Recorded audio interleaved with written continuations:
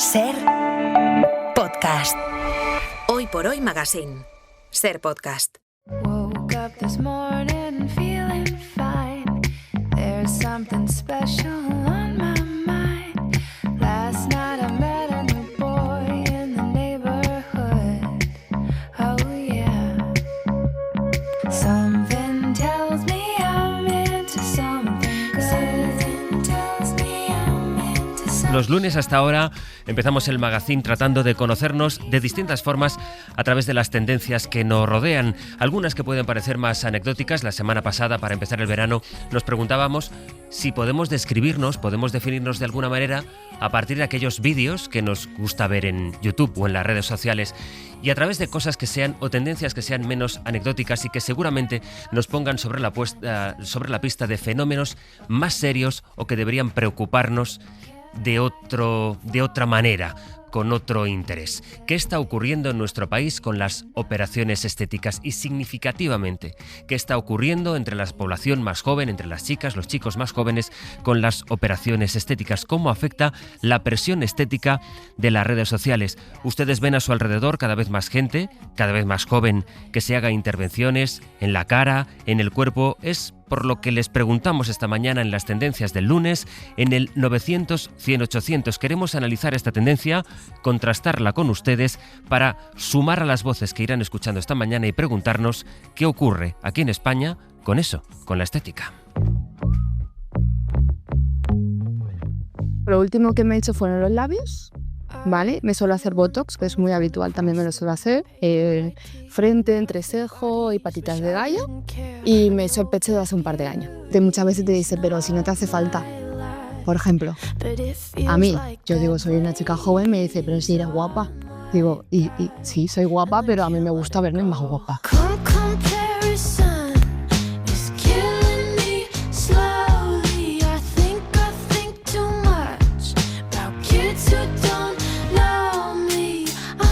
Los datos sugieren que mucha gente está cediendo a esa presión o sintiéndose empoderado para pasar por quirófano y conseguir a golpe de bisturí y de talonario el cuerpo o la cara con la que sueñan o que ven. Las operaciones estéticas que están aumentando en España. Vamos primero a poner números con la jefa de Sociedad de la SER, que es Mariola Lourido. Buenos días, Mariola. Buenos días, Astre. Primero, ¿en qué punto estamos en España respecto a las operaciones estéticas? Pues estamos en tendencia al alza. En España se realizan cada año más de 200.000 operaciones de cirugía estética. Podríamos decir que más de 500 al día. Son datos de un estudio realizado por la Sociedad Española de Cirugía Plástica Reparadora y Estética. El estudio, es el último estudio que han hecho con esta radiografía, es de hace 2 años, así que hemos preguntado qué ha pasado desde entonces y mira lo que nos dice el doctor Oriol Bermejo, que es cirujano y miembro de la sociedad, concretamente de la Sociedad Catalana. A través de una encuesta en los asociados hemos detectado que hay un aumento de entre un 30 y un 50% en las operaciones de cirugía estética. Siguen creciendo cuando ya ese informe de hace 2 años apuntaba que el crecimiento de estas intervenciones en la última década había sido del 215%, y además, Sastre, es un negocio en boga. Se calcula que mueve al año unos 4.000 millones de euros. ¿Quién se opera hoy en día, Mariola? ¿Ha cambiado el perfil de las personas que pasan por quirófano? Porque el prejuicio nos lleva a pensar que son sobre todo pues más jóvenes. No sé si hay también más hombres. A ver, aquí la diferencia es abrumadora. El 85% son mujeres, el 15% son hombres, pero efectivamente está aumentando en jóvenes y hombres. La realidad es que las cirugías entre los hombres también están aumentando. Los hombres ven su imagen como algo a cuidar, como algo a cambiar, y esto está haciendo que esté subiendo la cirugía estética en hombres. Igualmente, en menores de edad es poco frecuente porque lo más habitual son las orejas en soplillo, pero en pacientes que rondan prácticamente la mayoría de edad también se está viendo un aumento en cirugías, sobre todo de pecho o contorno corporal. Según los cirujanos, las intervenciones en menores de edad representan en torno al 2% y aseguran que en su inmensa mayoría tienen una finalidad más clínico-funcional que estética. Y hay que aclarar, Sastre, que la mayoría de edad sanitaria está fijada en general a los 16 años, así que a partir de los 16 cualquiera puede someterse a una operación de cirugía estética, independientemente de que digan los padres o las madres, aunque estén en contra. Y luego, si quieres, hablamos de qué es lo que más se hace. Pero cuéntamelo ya, ¿cuál es la operación más frecuente? Bueno, pues se hacen más retoques estéticos que no necesitan pasar por el quirófano y son intervenciones mucho menos invasivas, pero los datos de las operaciones más demandadas son muy llamativos. Lo que más se hace son las cirugías de mama, el aumento de pechos, la rinoplastia, que es la operación de nariz, la blefaroplastia, que es quitarse las bolsas de los párpados, y la liposucción, que es quitarse la grasa abdominal. Hay diferencias por sexos. Las mujeres se hacen sobre todo el aumento de pecho, seguido de la liposucción y la blefaroplastia. En hombres es precisamente la intervención en los párpados lo más pedido, después la ginecomastia, que es la reducción de mamas, la rinoplastia, la nariz y por último la liposucción. Más del 90% se lo hace gente entre los 18 y los 60 años. Y en cuanto a los retoques estéticos, mira, hace unos meses la Sociedad Española de Medicina Estética presentó una campaña bajo el lema "Tu cara ya no me suena", y lo hizo con datos como estos. El 47% de la población se ha sometido a algún tratamiento médico estético. Hablamos de inyectarse Botox para eliminar las arrugas o el ácido hialurónico. Eso es la mitad de la gente, el 47%. Sí, exactamente, me parece espectacular, espectacular. La campaña tiene el objetivo de educar y también informar a la gente de que no se pasen, porque pueden perder totalmente las señas de identidad facial, su rostro. Escucha cómo lo explica el doctor Juan Antonio López Pitalua. A una chica de 25 años tú le pones unos labios exagerados y de entrada parece que siempre está enfadada. Se le hunden los surcos nasogenianos, o sea, se le marcan las arrugas un poquito más. Cuando habla la mucosa, el bermellón del labio no se le mueve, y parece mayor. Es decir, ¿dónde está ese resultado estético de armonía o de proporcionalidad? Y alertan los médicos de estética, el 65% de esos tratamientos faciales son realizados por profesionales no cualificados y el 20% se llevan a cabo en lugares que no están regulados, como centros sin acreditación, peluquerías o incluso domicilios particulares. No te veas, María, lo que luego te pregunto por la legislación y qué es lo que dice la ley en torno a esto, pero quiero saludar a Lara Gil, que es trabajadora social y que este año ha publicado Manual para romper un cuerpo. Lara, buenos días. Buenos días. ¿Te hiciste una cirugía bariátrica, una reducción de estómago? Sí. ¿Hace cuánto? Unos 17 años. ¿Tenías entonces? 19. ¿Qué tal la experiencia? Mal. ¿Por? Porque al principio fue bien, o sea, consiguió el resultado que debería, ¿no? Que es adelgazar, adelgacé mucho, pero luego empecé a tener muchos problemas de salud, cada vez más. O sea, con las cirugías bariátricas no aparecen de pronto, van apareciendo poco a poco y bueno, pues en los últimos años tengo muchos problemas de salud asociados a esta cirugía, que son compartidos por muchas personas que también las tienen y bueno, luego es que además ha pasado una cosa que es que muchas veces se engorda, o sea que el resultado que se supone que era el esperado pues tampoco se consigue, ¿no? Entonces, bueno, yo me he hecho activista en contra de estas cirugías porque tiene más consecuencias malas que buenas. ¿Por qué te hiciste tú la operación?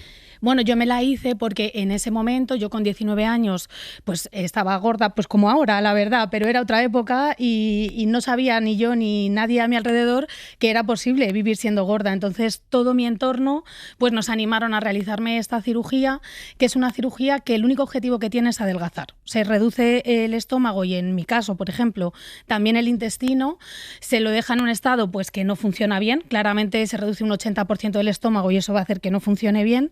Y eso, pues, el objetivo es adelgazar, pero claro, no te cuentan que no puedes vivir bien si te falta la mayoría del estómago, ¿no? ¿Cómo crees que ha cambiado ahora la cosa con la presencia de las redes sociales y el impacto de las redes sociales? Bueno, yo creo que estar tan expuestas y que nuestra imagen y nuestro cuerpo esté todo el rato siendo validado y además reforzado, porque después de cada foto, de cada imagen, tiene que venir un like, ¿no? Entonces eso está haciendo que haya un aumento terrible de presión sobre cómo tiene que ser nuestro cuerpo. Aunque también está habiendo una respuesta, que esto también es interesante, ¿no? Las redes sociales están permitiendo que muchas personas respondamos y podamos mostrar las consecuencias de estas cirugías y de estas operaciones y de estos tratamientos, ¿no? De eso seguimos hablando a la vuelta en el 900-100-800. También nos gustaría escucharles a ustedes esta mañana en las tendencias que proponemos cada lunes. Nos planteamos de qué manera ha cambiado esta tendencia, precisamente la de someterse a operaciones de cirugía estética en nuestro país. A los 50, pues... se acaba. ¿Alguna vez has soñado con una mejor versión de ti? Más joven, más bella, más perfecta.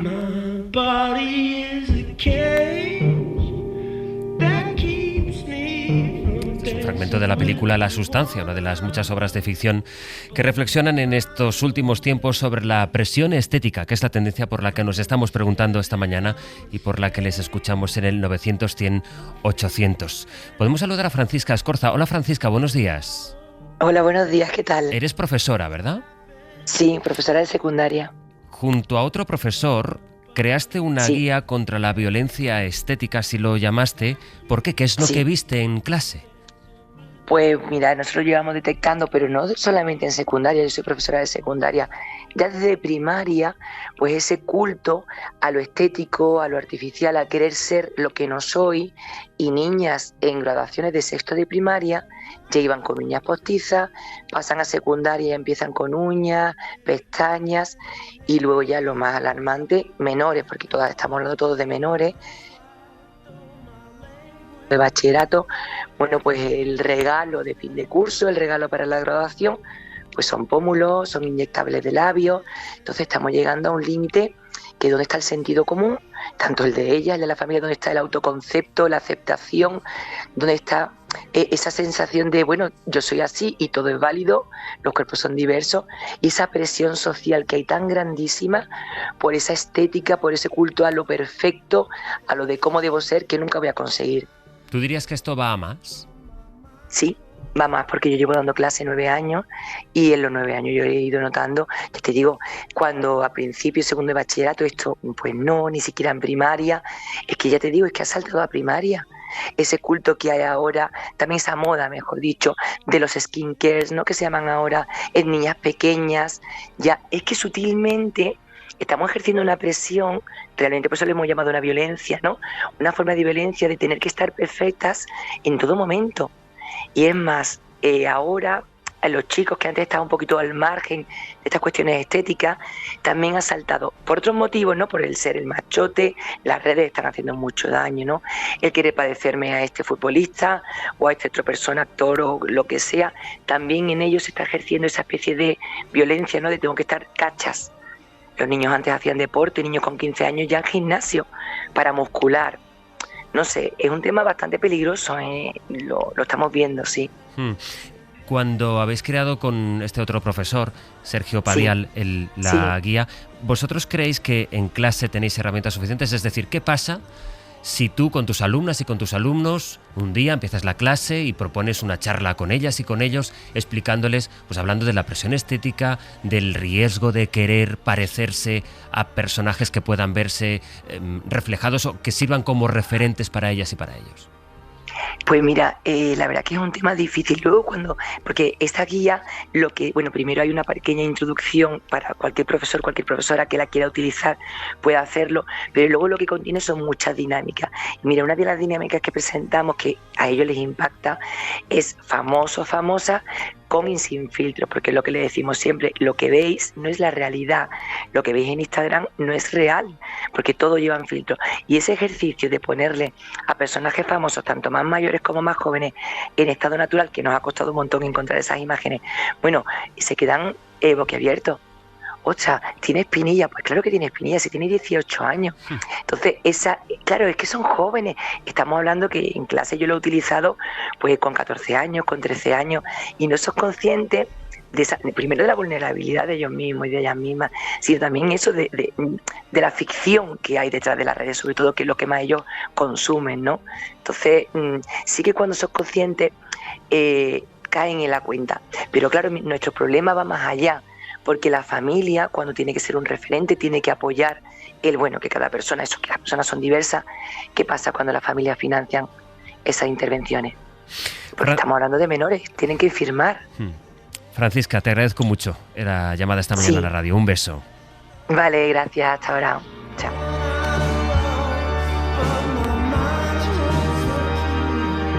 Con Lara Gil, que ha escrito Manual para romper un cuerpo, ¿qué te decidió a escribir un libro sobre esto, Lara? Pues primero lo escribí porque quería entender lo que me pasaba a mí. Yo empecé a tener cada vez más problemas de salud por esta operación y por más que buscaba y preguntaba no tenía respuestas. Entonces empecé a investigar, porque yo soy curiosa, entonces me puse a investigar si era normal lo que me pasaba, si no. También un poco por saber si es que estaba solo yo pasándolo o si era algo normal, ¿no?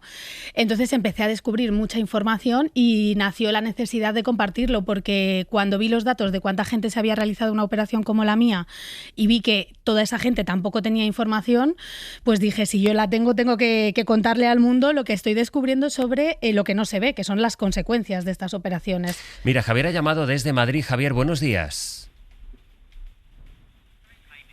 Jaime, buenos días, es Jaime. Jaime desde Madrid. Hola, Jaime. Hola, buenos días. Discúlpame, Jaime, ¿cuál es tu experiencia? Bueno, realmente la experiencia es de mi pareja. Ella trabaja en una gran marca de venta de maquillaje y también tienen tratamientos para la piel, normalmente enfocados a personas de más de 40. ¿Qué es lo que están viendo? Que personas, niñas de entre 10 y 12 años van a comprar productos con ácido hialurónico, con botox y demás. ¿Cuál es el resultado? Que al final estos ácidos que se están echando en la cara les provocan unas reacciones alérgicas muy severas, y todo esto consentido con los padres para no escuchar pues esa presión social que están teniendo las niñas, que es que estamos hablando de niñas de entre 10 y 12 años. Por tanto, es muy problemático encontrar que pues eso, menores de 16 años están echándose ácido en la cara creyendo que les va a mejorar algo cuando tienen la piel perfecta. Javier, gracias. Nada. Hasta luego. Hay una cosa, Lara, que te pueden decir, pues seguramente no, estos padres, o que en conversación con los adolescentes te pueden decir, no nos entendéis o nos estáis juzgando desde fuera, estas operaciones forman parte de un proceso por el que yo puedo integrarme mejor con un determinado colectivo. Que a lo mejor hay cosas que tú con 50 o con 40 años puedes ver desde una perspectiva, desde una madurez, que desde luego no tienes. No ya a los 16 años, sino a las edades de las que nos hablaba Jaime, con 10 o con 12 años, ¿no? Claro, o sea, yo creo que podemos entender perfectamente a que una chavala de 12 años se eche ácido en la cara o se quiera poner botox.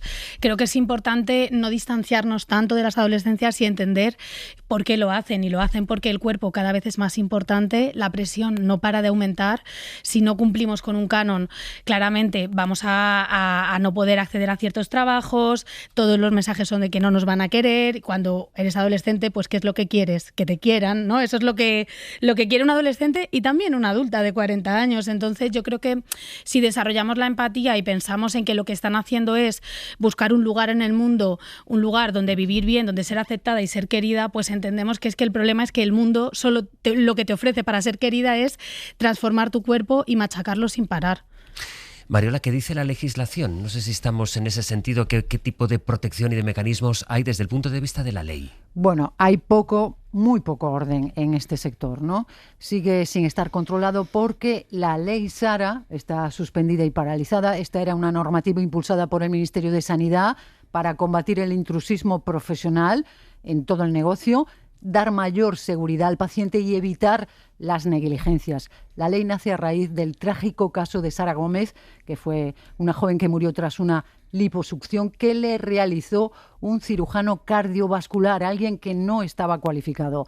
La regulación quiere garantizar que estas intervenciones solo las puedan hacer médicos especializados, formados en cirugía plástica, que los pacientes reciban información detallada sobre los riesgos, que en algunos casos haya incluso una evaluación psicológica, ¿no?, del paciente por si hay algún factor emocional o trastorno en el tema de la autoimagen, y por supuesto se exija a los centros instalaciones adecuadas, equipo médico especializado y equipos de emergencia por si surge alguna complicación en la intervención.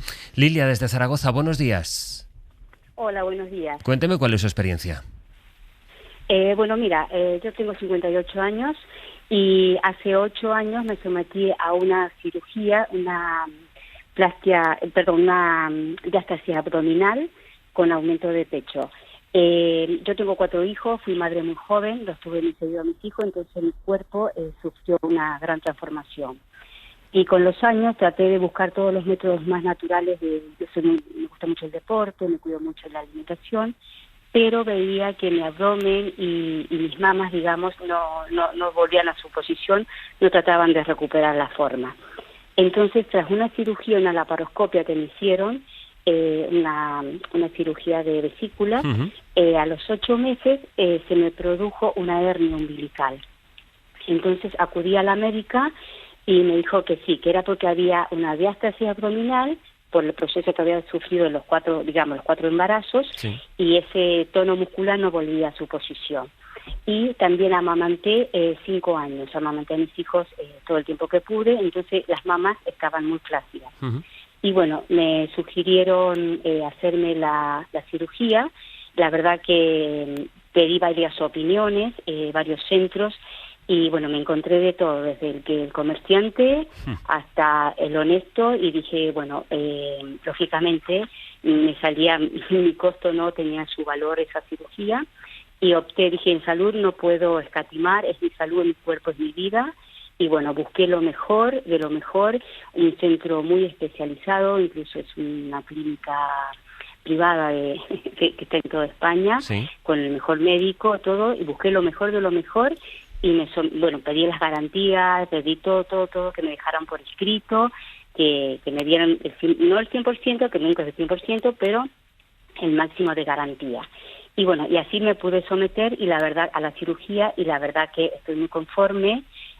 Sí, es una cirugía que cuesta un tiempo en recuperarte, pero al cabo de los años he notado que mi cuerpo he ganado en todos los aspectos, digamos, gastrointestinales, de órganos, porque tenía todo mi sistema digestivo, mi suelo pélvico, todo muy afectado, y todo esto me ayudó a reconstruir un poco todo lo que había perdido. ¿Está usted satisfecha? Digamos que en estos 8 años, desde la operación a la que se sometió a los 50 años, usted no solo no se arrepiente, sino que cree que fue una buena decisión someterse a aquella operación. Sí, fue una buena decisión, sí. Sí, dígame. No, nada, le ayudo a despedir y agradecerle que nos haya llamado esta mañana. Lilia, muchas gracias. Vale, muchas gracias, muy bueno el programa y muy instructivo, y bueno, y lo que sí a los jóvenes, que disfruten de la juventud, de la belleza de la juventud, que ya hay tiempo para someterse luego a tratamientos. Gracias, Lilia. Muy bien, gracias, un abrazo y que tengas buen día. Igualmente, distintos casos, Lara, ¿no? Y en el caso que nos ocupa, pues esta mujer se sometió a la operación a los 50 años, lo cual nos dice que no tenemos que fijarnos solo en la pista de la edad, ¿no? Claro, yo creo que de verdad el cuerpo cada vez nos importa más, es cada vez la presión para transformarlo, contenerlo, reducirlo, adelgazarlo, va en aumento, y eso nos toca a todas y a todos y a todes. Entonces creo que es importante que veamos que como afecta muchísimo más a mujeres, que esto es lo que habéis hablado antes, no le prestamos suficiente atención, ¿no? Lo seguimos pensando como si fuera algo simple, ¿no? Como algo que no es tan importante, y la realidad es que tiene unas consecuencias la mayoría de veces terribles en nuestra vida, y estas consecuencias son invisibilizadas todo el rato. Que esto pasa en la sustancia, que habéis puesto, en la sustancia se ve muy claro que no te dan la información, porque si tuviéramos toda la información de lo que supone para el cuerpo someterle a tanta violencia, claramente ni lo haríamos y estaríamos como sociedad bastante horrorizadas. Lo que pasa es que hay una industria muy grande que gana mucho dinero y que es muy difícil enfrentarse a ella, ¿no? Pero solo tenemos un cuerpo. Y es con el que vivimos, sentimos, disfrutamos. Entonces podemos tener este cuerpo y vivir en él como es y disfrutar de la diversidad, o podemos estar en lucha con él, ¿no? Que es nuestro cuerpo ya es un territorio en disputa, todo el mundo lo quiere, todo el mundo quiere que compremos y hagamos cosas con él, y si estamos en pelea constante con el cuerpo, pues es tiempo que nos están robando, la verdad. ¿Y el asunto cómo ha cambiado desde la aparición del Ozempic, desde que se supo que el Ozempic podía servir también para tratar la obesidad? Mira, es muy curioso lo que pasa con el Ozempic, porque por un lado están las farmacéuticas y llevando el Ozempic hacia el lado de la obesidad, como tú dices, ¿no? Como hacia ese fármaco que hará que por fin se pueda adelgazar, que esto podríamos discutirlo también, ¿no? Pero aparte de eso, la realidad es que el Ozempic se está consumiendo como un producto estético, porque muchísimas personas, por no decir la mayoría de personas que se pinchan Ozempic, lo hacen para adelgazar sin tener ningún problema de salud. Entonces, hablamos del ácido hialurónico, el skincare, el Ozempic y todos sus derivados, es también un producto, un fármaco que se está usando para controlar nuestro cuerpo y llevarlo a una delgadez por un motivo nada más que la estética. Apuntan los estudios que el crecimiento de las intervenciones estéticas ha subido en nuestro país en la última década en un 215%. El 85% de quienes se someten a ellas son mujeres, el 15% hombres, cada vez más jóvenes, y nos han contado varios oyentes y además una profesora, cómo ella ve en su propia aula como ya no niñas que estén o niños que estén en secundaria, sino también alumnos que están acabando la primaria, piden algún tipo de intervención estética de mayor o menor grado. Lara Gil, que has escrito Manual para romper un cuerpo, gracias por pasarte esta mañana por la radio para ponerle datos y relato también a esta tendencia a la que estamos asistiendo. Gracias, hasta la próxima. Gracias por invitarme. Adiós, Mariola. Carolina Yuste, hola, buenos días. Hola, buenos días, ¿qué tal? Pero te voy a preguntar, ¿qué ves? ¿Qué estás viendo ahora mismo? Ahora mismo, a ti. No, hombre. Ahora mismo te estoy viendo a ti. ¿Por una pantallita chiquitilla? Te estoy viendo por una pantallita, estás monísimo, la verdad. Ya, sí. Pues nada, veo una higuera. Veo una higuera y veo una casita y veo unas maderitas pintadas de azul, veo plantitas, una mesita así. Veo cosas muy hermosas, la verdad. Qué bien, y además suenan los pájaros. Pero os he estado escuchando y bueno, yo venía muy tranquila, estaba en amor, vengo preparada para contarte cosas preciosas y te estoy escuchando y he pensado, la madre que lo parió. Te recuerdo que el objetivo de esta sección es, no sé si tenemos un tema, un leitmotiv que nos una semana a semana, pero sí que tenemos una intención, que es convertir Carolina Mediante, como nos dio por llamarlo la semana pasada, en una especie de refugio, reconciliarnos con las cosas bonitas, que ya está la actualidad muy fea y demás. Lo que pasa que es verdad que en el es tramo un ejercicio extremo de resistencia. Lo sé, y sobre todo si antes de saludarte a ti me pongo a hablar en la radio de la presión de la estética, de los cuerpos, y pensaba, ¿qué estará pensando Carolina en este momento mientras está escuchando? Es que no lo has pensado, ¿verdad? Sí, lo he pensado. Claro que lo has pensado. Pues mira, a mí es un tema, es que para mí es el tema, ¿sabes? Y me preocupa excesivamente porque creo que bueno, los datos son escalofriantes, ¿no? Esto de que hay un 200 y pico % de que están aumentando y cómo cada vez las adolescentes están atravesadas por esta violencia. El otro día no sé dónde leía una cosa que decía que si las mujeres estuviéramos tranquilas y en calma y amor con nosotras mismas, habría muchísimas empresas que estarían en ruina absoluta, ¿no? De la cantidad de beneficios que sacan de seguir intentando con mucho ahínco que nos odiemos. Y entonces, ¿qué pasa? Para mí es el tema y yo doy muchas vueltas alrededor de esto, ¿no? Y de lo que sucede con el cuerpo y de qué manera nos miramos y cuál es la única opción de cambio, ¿no? Y claro, sí, yo claro que entiendo porque un ser humano a veces dices, mira, no puedo más y paso por el aro, pero es que tenemos que entender que es pasar por el aro y tenemos que caminar hacia otro lugar y entender que, bueno, pues que igual que nuestra sección, ¿sabes? Que es como un ejercicio extremo de resistencia, hay que hacer un ejercicio extremo con buscar dentro y hacer un ejercicio extremo de amor propio. Porque es que tenemos que intentar caminar hacia otro lugar, porque no puede ser, y yo lo digo mucho a mí, una de las cosas que más me preocupa es pensar que me haré grande y echaré la vista atrás y pensaré que a lo que más tiempo y energía le he dedicado de mi vida ha sido a detestar lo que soy y a lo que es mi cuerpo. No quiero llegar ahí, o sea, no quiero verme en ese momento, ¿sabes? Y entonces ahí me enfado conmigo misma y digo, no puede ser, tenemos que hacer un ejercicio extremo de amor.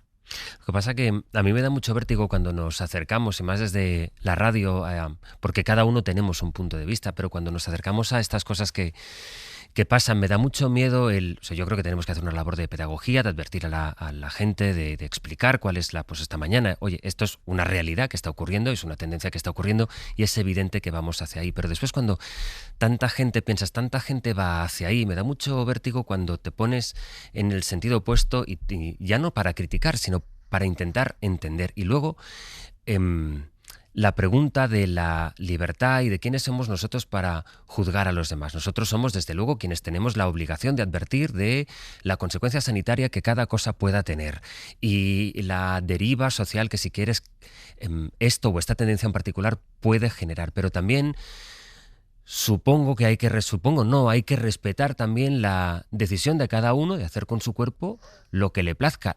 Claro que podemos preguntarnos 1.000 millones de veces si esto lo haces porque de verdad quieres o porque quieres encajar o porque te ves arrastrado por una presión social, pero al final prima lo que cada uno quiera hacer y lo compartas o no.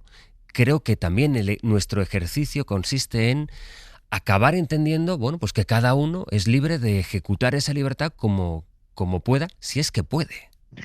Pero yo creo que eso no es lo que se está juzgando, ¿no? O sea, yo se lo puedo entender, porque a veces existir y salir al mundo con todo lo que eres implica mucha violencia, ¿no? Lo que pasa es que para mí, entendiendo que eso es una herida que yo he atravesado, ¿no? Es que el problema no está ahí. Esa es la cosa, es el síntoma. El rechazo hacia el... ¿no? Los trastornos de la conducta alimentaria al final son un síntoma de una herida mucho más profunda, ¿no? Y claro que mientras tanto, sí, es que yo no he venido aquí a juzgar las decisiones de nadie, pero creo que si solo nos quedamos en el síntoma y solo construimos encima del síntoma y no buscamos la herida que hay debajo y no verdaderamente hacemos un ejercicio de elegir hacia qué lugar queremos caminar, nos vamos un poco a equivocar, ¿no? O al menos así lo he vivido yo en mí misma, ¿no? O sea, el problema no es...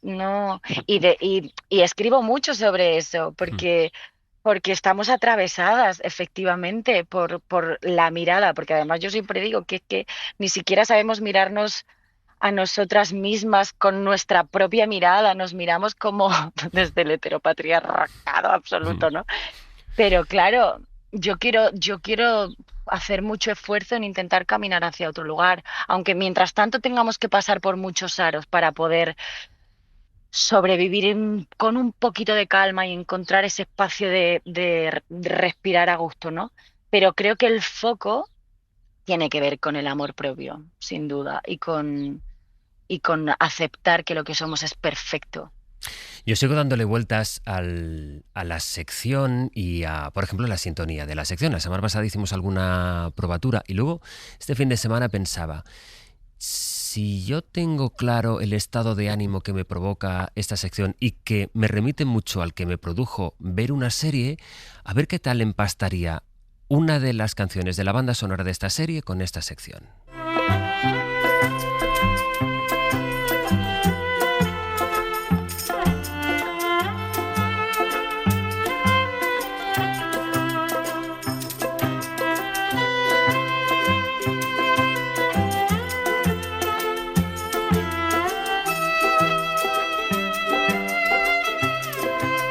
¿Tú has visto Los Darrell, Carolina Yuste? No, y sé que te encanta. Sé que te encanta, me la tengo que ver, pero es que no veo nada. No veo nada. Ahora leo. Y de hecho, te traigo una cosa que te quiero leer. A ver. Si nos da tiempo. Claro que nos da tiempo. ¿Quieres que te lo lea? Sí, claro.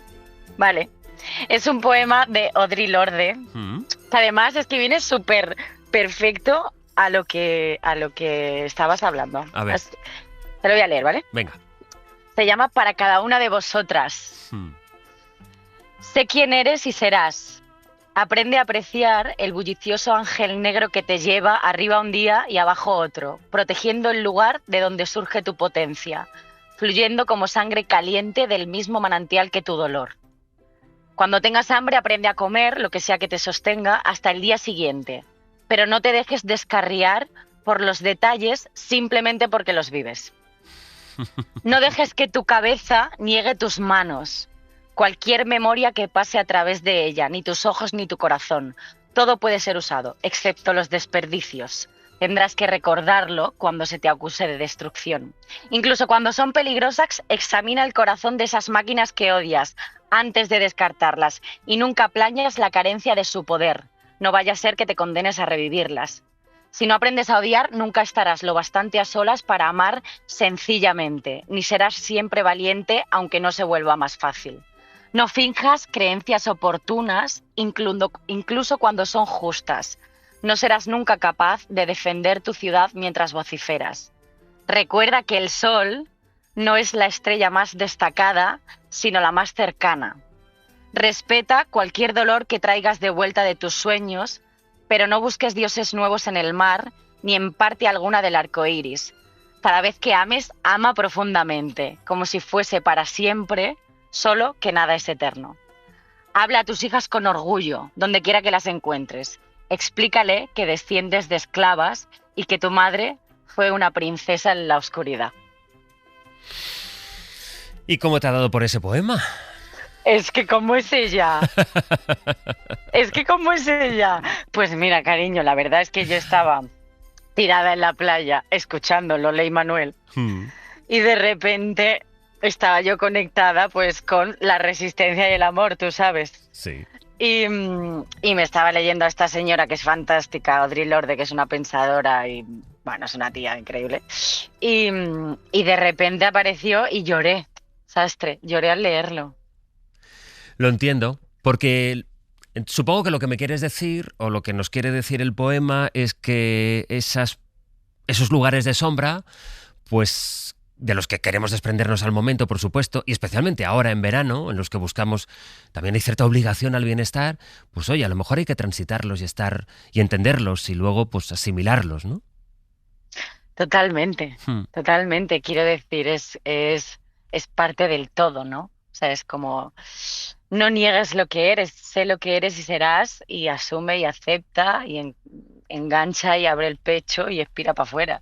Mira, yo en cambio ayer, mientras tú estabas tirada en la playa, escuchando Lola y Manuel y tumbándote ahí al sol, leía en El País una carta al director que a mí en cambio me hizo pensar en ti. Mira, dice, la firma Alejandro de la Rosa desde Ponferrada y dice: he regresado a casa de mis padres a punto de cumplir los 34 años. No me avergüenzo. Dejo Madrid por decisión propia. No me voy ni por la precariedad laboral ni por el precio de la vivienda. Vuelvo al único refugio que nos queda, a la única casa del planeta en la que alguien siempre nos espera.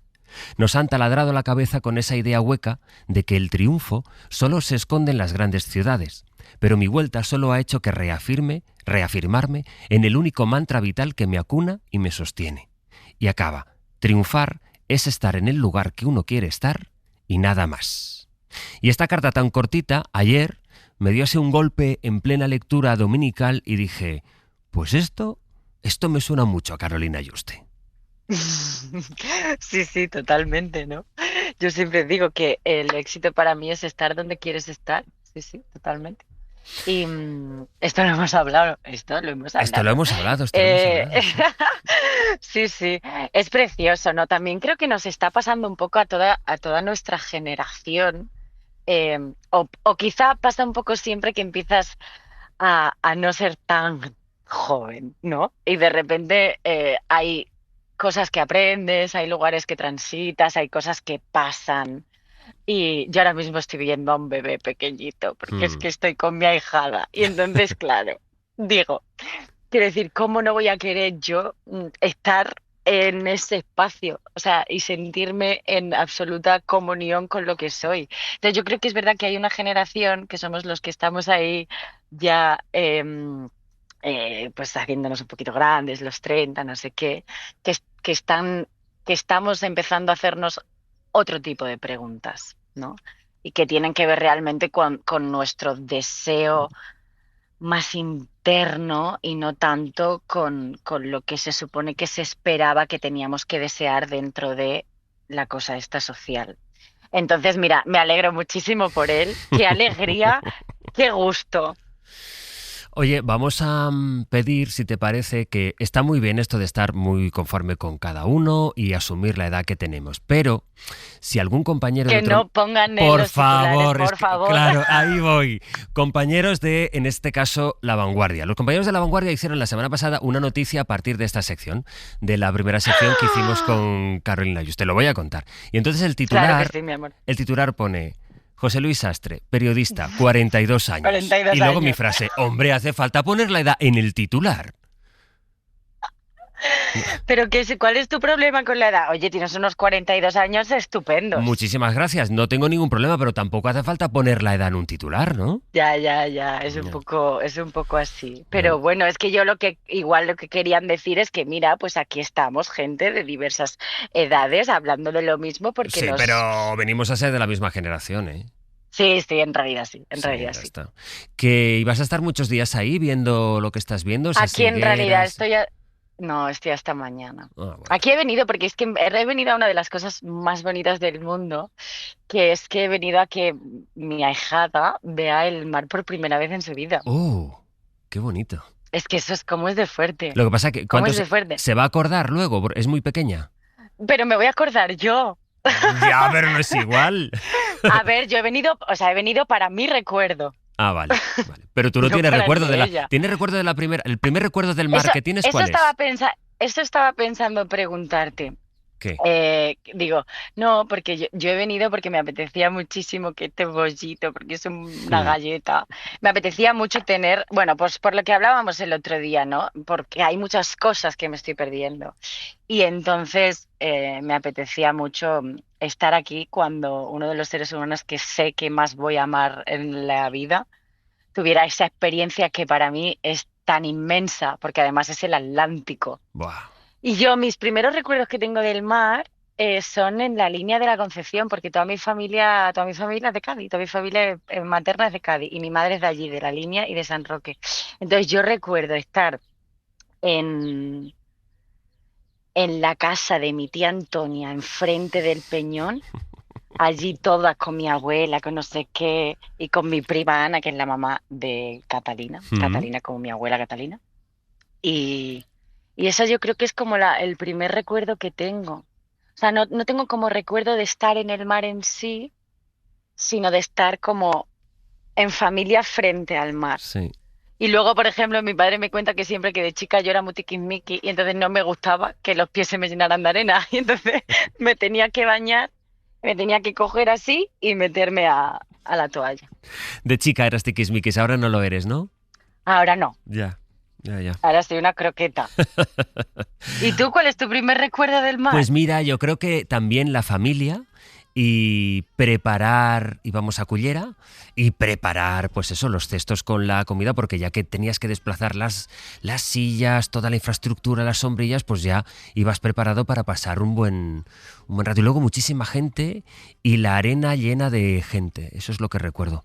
Cada vez hay más. La multitud, gente. Sí, la multitud en la playa, en fin. Oye, míralo. Cada vez hay más espacios, menos espacios donde esconderse, pero los encontraremos. ¿Has visto cómo no pasaba nada porque estuviéramos lejos una sección? Que ha sonado no pasaba nada, pero ya voy en breves, cuando menos te lo esperes estoy allí. A mí lo que me pasa es que yo te quiero ver a ti, porque te echo de menos. Y yo a ti, pero mira, me ha dicho Roberto, nuestro compañero de vídeo antes, ¿quieres ver a Carolina que te la puedo pinchar en la tele? Y digo, no, prefiero imaginarla. Es que como eres de romántica. Ay, ya lo sabes tú. Mira con qué te voy a despedir.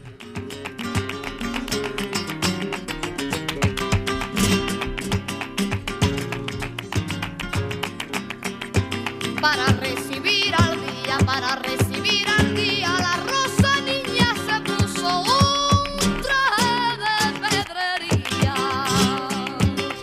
Que vaya bien esa primera vez de Catalina en el mar. Te espero el lunes que viene, Yuste. Gracias, cariño. Ten un día estupendo. Lo mismo, un beso. Un beso, chao, chao.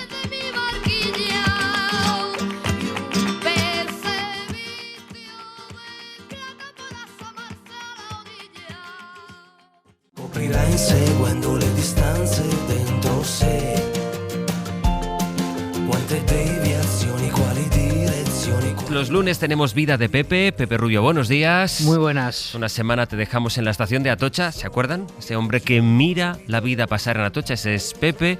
Creo que terminaste invitando a un piso a un señor en el baño de la estación, ¿puede ser? Claro, es que son baños de pago. Por un lado puede parecer algo así como negativo, ¿no? Eso de pagar por ir al baño, pero ojo, también no está mal que por €1 te asegure que aquello está limpio, ¿eh? Eso es muy importante, pero ese no es un buen debate. Es un buen debate. Hay un debate aquí. Exacto. Oye, hoy, ¿a qué momento de tu vida nos llevas? Pues ahora que hay tanto nostálgico del pasado, incluso de gente muy muy joven que no lo han vivido, me he acordado de mi primer trabajo de niño. No era un trabajo remunerado, ¿eh? Y en los primeros años ni consciente, porque las primeras veces yo tendría pues como unos 5 años. Con 5 años, Pepe, trabajar es un delito. Bueno, no era un trabajo especialmente duro y también eran otros tiempos. Como a mí no me importa decir la edad, como le pasa a los donates, yo también, yo cuando tenía 5 años, Franco todavía estaba vivo, murió cuando yo tenía 6. Y lo del trabajo infantil en familia como que no importaba tanto, pero repito, era un trabajo que para un niño hasta cierto punto era divertido. Nos puedes decir qué era, la intriga está bien en los relatos, pero hay oyentes a punto de apagar la radio o desconectar la aplicación. Pepe, ¿qué hacías? Bueno, yo trabajé de carabina. ¿Carabina? Eso es una escopeta de aire comprimido, ¿no? Sí, pero era también como nos llamaban a los hermanos y hermanas menores que nos hacían vigilar a las parejas de las hermanas mayores o primas mayores para que no pasara nada con sus novios, ¿sabes? O sea, que de niño a ti te utilizaban para trabajar espiando parejas. Sí, sin tapujo, pero además ellos lo sabían. La verdad es que casi no hacía falta vigilar, bastaba con estar presente, cortar el rollo. Las madres y las tías no querían dejar a sus hijas solas con un hombre porque se podían besar, acariciar, tocar. Bueno, todo era pecado en aquellos años. Ahora los padres y madres hasta dejamos solos a nuestros hijos en casa con sus parejas, pero en los años 70 y antes mucho más era algo terrible y la forma de evitarlo era aquello de vale, podéis dar un paseo, pero os lleváis al niño. Yo era como un impuesto. El niño eras tú. Exacto. Empecé mis trabajos de carabina con mis hermanas, que eran como 12 o 13 años mayor que yo era muy pequeñito, y ya tenían sus novios, pero como decía, no podían estar solos, todo era pecado. Y la labor del niño carabina monaguillo era molestar, hablar sin parar, meterse en sus conversaciones, pedir que le hagan caso, a que jueguen con él o sencillamente estar presente. La presencia cortaba el rollo, es solo la presencia. ¿Quién hace nada con un niño mirando? Nadie, ¿no? Pero un buen niño o niña carabina era aquel que no dejaba una pareja ni hablar, porque en el hablar, ojo, también se pueden decir cochinadas, y en el respirar incluso. Lo que buscaban los padres y madres al enviar a un niño carabina es que a la pareja se le quitasen las ganas de salir. A ver, ¿puedes poner ejemplos concretos? Bueno, hay ejemplos, tengo varios. Yo entonces vivía en el campo y al pueblo se iba montado en una mula, en una yegua, y uno de mis cuñados tenía una mula y si mi hermana se iba con él al pueblo, el niño también, claro, yo también, y al pueblo, y ir al pueblo, pues claro, para mí era una fiesta. Y cuando nos subíamos todos a la mula, yo en medio, para que no hubiese contacto físico entre la pareja. Pepe? Me ponían en medio, sí.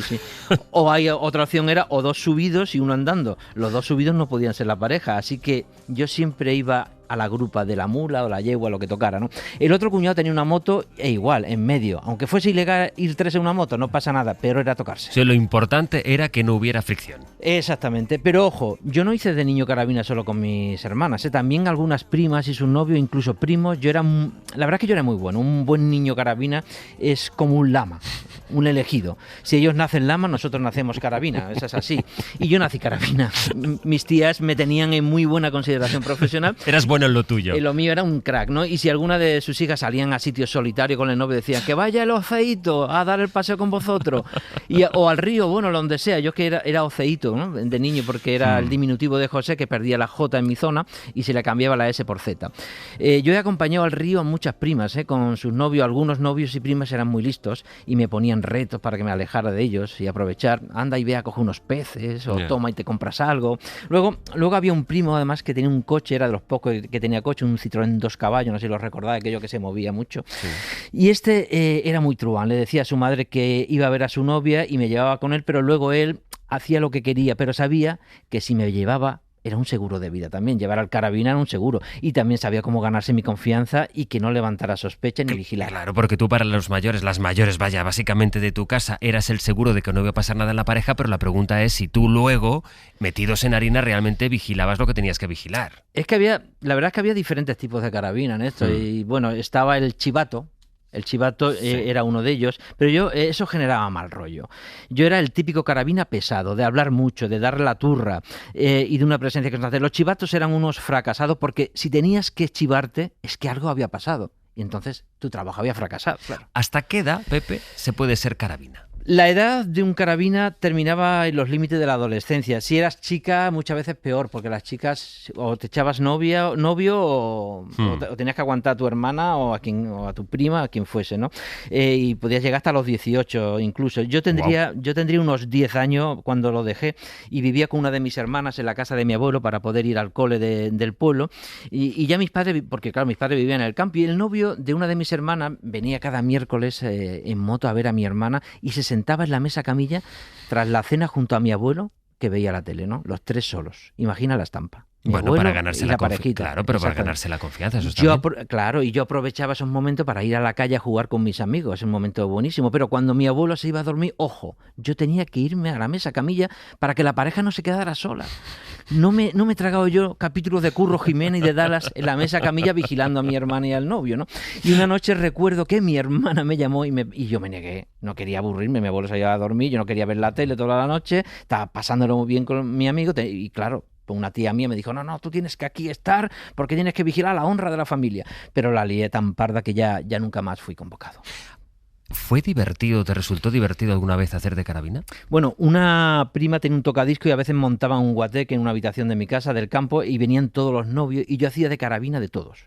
Y era el típico niño pesado protagonista que se ponía a bailar en medio de todos, que cambiaba, que le gustaba, pues yo qué sé, bailar imitando a los Boney M, incluso inventándome el inglés. Lo único bueno de aquella época es que descubrí a Perales y me enganché al crooner de Cuenca. Y te has pintado la sonrisa de carmín y te has colgado el bolso que te regaló y aquel vestido que nunca estrenaste, lo estrenas hoy y sales a la calle. De todo esto, ahora que ha pasado ya el tiempo y han prescrito los delitos, Pepe, ¿tú lo has hablado con tu familia? Yo un día lo hablé con mi madre y ella me dijo que sí, que yo me ponían de carabina. Ella me contó incluso su vida familiar, eran 6 hermanas y se tenían que dividir el portal de mi abuelo, porque claro, solo tenían una pequeña para vigilar 5 con el novio y creo que se repartía entre el portal de mi abuelo y el portal de una tía abuela que tenía, porque claro, todos allí en el portal era como un poco muy orgiástico para la época, ¿no? Y sí, me contaron que sí, que me reconocieron que es lo que tocaba. Claro, que era lo que tocaba. Y como yo, que fue tu primer trabajo, vaya. Fue mi primer trabajo y como yo era varón, porque eso era muy machista también, porque era para las chicas, pero como yo era el único varón pequeño, pues me tocó. Oye, ¿y deja algún trauma ser carabina, Pepe? No, te marca, la verdad es que te marca un poco. Yo veo una pareja besarse o acariciarse delante de mí y todavía creo que es por mi culpa, ¿no? Que no he podido evitarlo. Pero bueno, poquito a poco, lo importante es que yo no fui un chivato y bueno, hice un poco como de perro pastor, de cuidar al rebaño. Los perros cuidan un rebaño, yo pareja, y en los guateques me sentía como el del medio de los chichos o el tercero de Rumba 3. Carabina, Pepe Rubio, hasta la semana que viene. Hasta la semana que viene. Que te faltan caricias por las mañanas.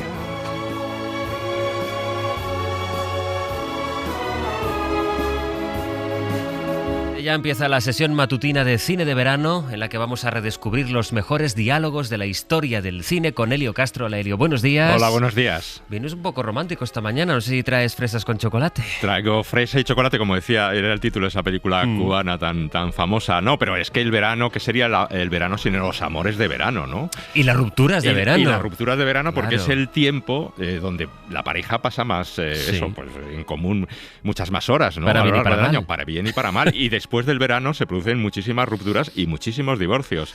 O sea que vamos a hablar de eso, ¿no? De discusiones de parejas. Exacto, y de grandes frases que ha dado la historia del cine a partir de estas discusiones. ¿Cuál es el primer diálogo que has elegido? Pues mira, una muy clásica, pero que es una ruptura total.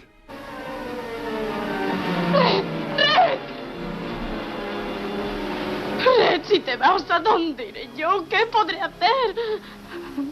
Francamente, querida, eso no me importa.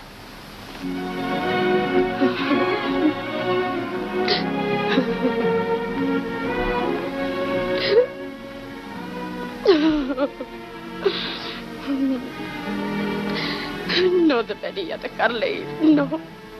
¿Habrá algún medio para hacerle volver? Ahora no puedo pensar en ello. Me volvería loca si lo hiciera. Ya lo pensaré mañana. Bueno, total, ¿no? Tiene las dos partes. La primera con el francamente, haz lo que quieras, sí. Francamente querida, no me importa. Y luego dice, tengo que pensarlo, pero ya lo pensaré mañana. Era un poco el carácter que tenía Scarlett O'Hara. Pero esa frase de francamente querida, eso no me importa, está dulcificado en la versión española, porque en la versión inglesa, en la versión americana, es mucho más rotunda. Es frankly, my dear, I don't give a damn. Que literalmente podríamos traducir como francamente querida, me importa un carajo. O me importa una mierda. ¿Qué pasó? Que cuando se dobló esta película en España, España de los años 50, pues parecía demasiado tajante, demasiado fuerte esa expresión, y se suavizó con francamente querida, eso no me importa. Estamos hablando evidentemente de lo que el viento se llevó. Pero ¿quién dirías, Elio, que ha sido el cineasta que mejor ha retratado el desgaste en una pareja? Hombre, por supuesto Woody Allen. Woody Allen en todas sus películas hablan de la crisis de la pareja, sus relaciones de la pareja, y él en su vida real pues ha tenido con Mia Farrow un matrimonio y un postmatrimonio bastante traumático. Así que vamos a escuchar a sus dobladores, pero a sus personajes en esta secuencia. Me siento tan humillado, no sé qué decir, es como si... ¿Es posible que tú mismo seas el culpable? ¿Cómo el culpable? ¿Por qué razón? Yo qué sé, un exceso de masturbación. Oye, no te metas con mis aficiones, por favor. Podríamos adoptar un niño, ha dicho que lo podríamos hacer. ¿Qué te parece la inseminación artificial? ¿Pero qué estás diciendo? Yo recibiría el esperma de un donante. ¿Qué? ¿De un desconocido? Existen bancos de esperma, ¿sabes? Lo mantienen congelado. ¿Congelado? ¿Quieres tener un hijo descongelado? ¿Eso es lo que quieres? Quiero sentir la experiencia de dar a luz. ¿Con un desconocido? ¿Con un...? Piénsalo, no te pido más. Aquí les veíamos discutiendo en Hannah y sus hermanas precisamente por eso, por los problemas que tenían para tener un hijo, ¿no? ¿Cómo han contado otros la falta de chispa dentro de una pareja? Pues mira, yo creo que la película que mejor ha contado ese desgaste del matrimonio, lo que supone, es Dos en la carretera. ¿No piensas venir a la cama? ¿Cansada? No. Ahora voy. ¿Quieres que llame a tu secretaria y le pida hora? ¿Cuándo empezaste a hacerte tan sarcástica? Poco después de casarnos. ¿Poco después de casarnos? Sí. ¿Te acuerdas? Cuando dejamos de divertirnos juntos. Sí. Nos volvimos muy serios. Sí, yo me acuerdo. Audrey Hepburn y ¡Qué Albert maravilla! Finney en esta película de Stanley Donen, que cuenta eso, cómo una pareja se desgasta, y además lo cuenta de una manera muy original porque es el viaje a través de Francia de ellos, y entonces va mezclando el presente, el pasado, cómo se conocieron, las ilusiones que tenían, y además tiene una frase muy contundente esta película que es... ¿Qué clase de personas son aquellas que se sientan en una mesa y no tienen nada que decir? Y entonces se responden, dos personas casadas. Dos en la carretera. Dos en la carretera. ¿Y qué soluciones ha propuesto el cine para las crisis de pareja? Por supuesto, las terapias matrimoniales. Hombre. Las hemos visto en muchísimas películas, pero mira, las vamos a escuchar en Señor y Señora Smith con Angelina Jolie y Brad Pitt. Llevamos 5 años casados. 6. 5 o 6 años. Y esto es como una puesta a punto. Hay que echar un vistazo al motor, cambiar el aceite, sustituir un par de juntas. Sí. Muy bien, abramos el capó. Bueno, pues se abre el capó y se abre también todos los males que hay dentro de esa pareja de agentes secretos que se tienen que incluso disparar. No vamos a hacer más spoiler. Brad Pitt y Angelina Jolie, que luego en la vida real también han tenido sus más y sus menos como parejas. Bueno, ¿no? es que eso parece que en Hollywood, ¿no? Si no te divorcias mucho, pues no... Sí, por supuesto. Recordamos a Elizabeth Taylor y Richard Burton, que se casaron, bueno, tienen el récord. Entre ellos dos veces, y Elizabeth Taylor 7 veces, ¿no? 8 veces con 7 hombres diferentes. Pero luego tenemos a Mickey Rooney, que se casó 8 veces. A Martin Scorsese, que eso me ha llamado la atención, que se ha casado 5 veces. Sacha Gabor 9 veces. Y Lana Turner 7 veces, ¿no? O sea, que fíjate tú si lo que es el matrimonio en Hollywood.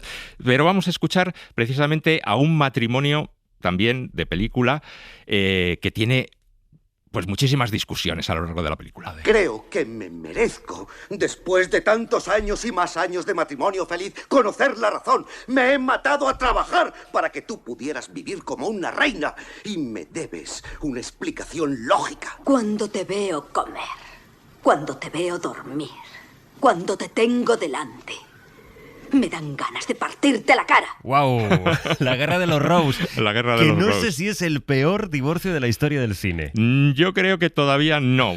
Y eso que se llevaban Michael Douglas y Kathleen Turner se llevaban bastante bien. Hicieron La joya del Nilo y todas esas películas. Había muy buena química entre ellas. Pero, por ejemplo, hablábamos antes de Elizabeth Taylor y Richard Burton en ¿Quién teme a Virginia Woolf? Es una película tremenda, con unas discusiones matrimoniales tremendas y muy duras.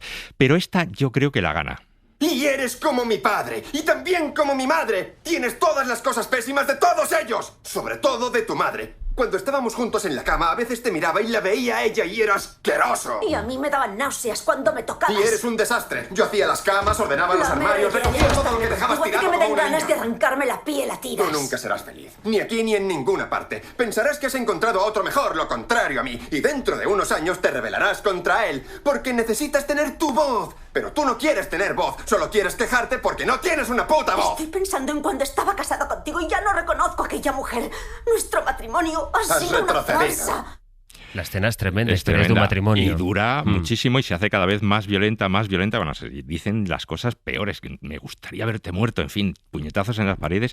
La verdad es que es una escena dentro de la película, escenas de un matrimonio con Adam Driver y Scarlett Johansson, que te deja completamente destrozado. Con muy mal cuerpo. Con muy mal Sí, cuerpo. sí. Muy mal Yo cuerpo. aún así me quedo con la contundencia del... Es que cada vez que te veo tengo ganas de partirte la cara. Sí. Oye, ¿hay ejemplos de rupturas en los que la cosa no acabe tan mal, no sea tan traumática? Bueno, eso es un recurso muy de Hollywood, ¿no? De un matrimonio que se divorcia, pero que luego se reencuentra y que todavía hay chispas. Mira, vamos a escuchar este diálogo. Ojalá no lo hubieras hecho. ¿He hecho qué? Divorciarte de mí. Eso hace que uno pierda la fe en sí mismo.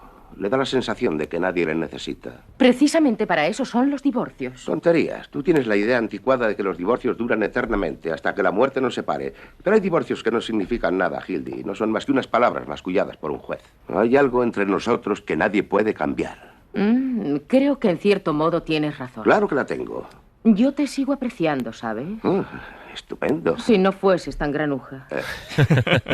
¿Qué película es? Luna Nueva, de Gary Grant y Rosalind Russell, que además es una historia de periodistas, ¿no? Él es director de un periódico, Rosalind Russell es su reportera, y además de reconquistarla, quiere que escriba un artículo sobre una ejecución, ¿no? Oye, pongamos que el divorcio es firme, de mutuo acuerdo, que no hay vuelta atrás, que hay buen rollo, incluso puedes llevarte bien con la pareja de tu ex. ¿A qué diálogos nos llevaría este tipo concreto de ruptura? Pues mira, yo he elegido uno de una película que hay que sacar los pañuelos y llorar un poquito. Ay. Quédate a mi lado. Y mi miedo es que ella esté pensando: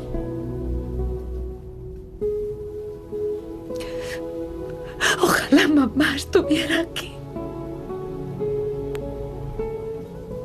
Y el mío es que no lo piense.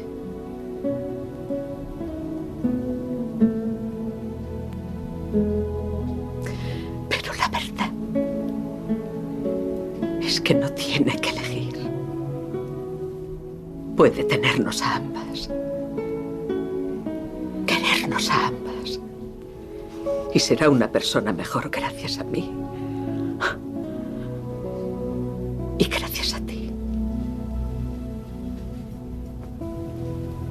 Yo tengo su pasado y tú puedes tener su futuro.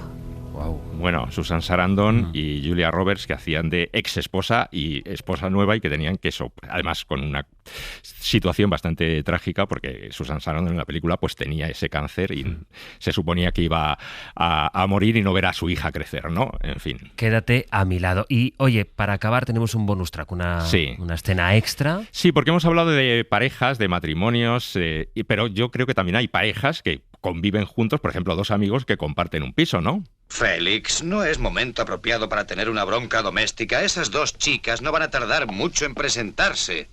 ¿Es que por casualidad les dijiste que no vinieran hasta las 8? No me acuerdo qué les dije, 7:30, 8. ¿Qué importa media hora más o Te menos? diré lo que importa media hora más o menos. ¡No toques! Me dijiste que las habías citado a las 7:30, que tú vendrías a las 7 para ayudarme con los entremeses. Y cuando ellas llegaran tomaríamos un cóctel y a las 8 nos sentaríamos a cenar. Son las 8, la cena está a punto. Ya tengo hecha la carne mechada. Como tardemos mucho en cenar, todo mi esfuerzo habrá sido en balde. Dios nos ampare. Bueno, la extraña pareja Jack Lemmon y Walter Matthau, que también eran muy amigos en la vida real, pero protagonizaban películas en donde se llevaban generalmente bastante mal. Es verdad que rupturas no tienen que ser solo de parejas románticas. La amistad se rompe y también es muy traumático, ¿no? Romper con un amigo para toda la vida. Todas muy buenas, pero sigo pensando que la de cada vez que te veo tengo ganas de partirte la cara es la más gráfica de la Guerra de los Rose. Elio, hasta la semana que viene. La semana que viene. Con grandes Adiós. frases del cine. En un momento, los futbolistas malditos con Tony Padilla.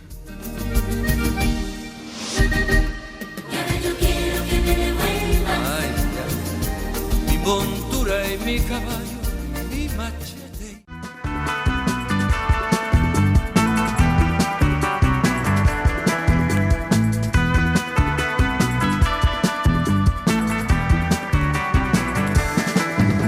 Durante los próximos minutos vamos a conjugar el recuerdo, el fútbol y la historia en un nuevo episodio de Jugadores Malditos, aquellos genios que no pudieron poner orden a sus vidas y gozar de todo su talento y éxito. Tony Padilla, buenos días. Buenos días. Bueno, la semana pasada indagábamos en la historia de Garrincha. Esta mañana, si te parece, lo vamos a hacer en una gran historia en blanco y negro. ¿Qué banda sonora? Porque siempre empezamos por ahí. Acompaña a nuestro relato de esta mañana. Venga, que suene la voz de Mark Bernes y sus noches oscuras. Темная ночь, только пули свистят по степи, только ветер гудит в проводах, тускло звезды мерцают. Una canción rusa que entiendo nos va a llevar a la Unión Soviética. ¿Entiendes bien? Nos vamos a Moscú, años 50. Mark Bernes, este cantante amadísimo por todos los rusos, está sacando grandes éxitos. Este tono romántico, porque nuestra historia tiene un punto triste. Blanco y negro, Moscú, años 50, posguerra, ¿correcto? La ciudad que se está recuperando de la guerra, de los escombros, familias que han perdido gente, Stalin que está aún haciendo ahí sus purgas, mientras está empezando la Guerra Fría, una época muy compleja. Y es una época en la que el deporte va a jugar un papel clave, lo hemos visto en muchísimas películas. La Unión Soviética no había competido en Juegos Olímpicos, tampoco en mundiales antes de la guerra. Son los años 50, Stalin usará el deporte para demostrar el poder de su país, ganador de la guerra, y aquí es donde entra en acción nuestro futbolista maldito de hoy. ¿De quién se trata? Déjame que antes de decir el nombre, te cuente una leyenda. Venga. Estamos en Moscú, nos vamos al oeste de la ciudad, al cementerio de Vagankovo. Los soviéticos organizaron los cementerios en función de rango y profesión, y en Vagankovo es donde las autoridades deciden enterrar, además de algunos militares, sobre todo a sus mejores deportistas, todos juntitos. Aquí está Lev Yashin, el mítico portero, están atletas, está el famoso entrenador de baloncesto Gomelsky, jugadores de hockey hielo, todo tipo de medallistas. Además, como las tumbas soviéticas eran como te representaban a ti en el momento más grande de tu vida, pues tú vas pasando por ahí un mar de estatuas de deportistas. Es una cosa muy bonita, ¿no?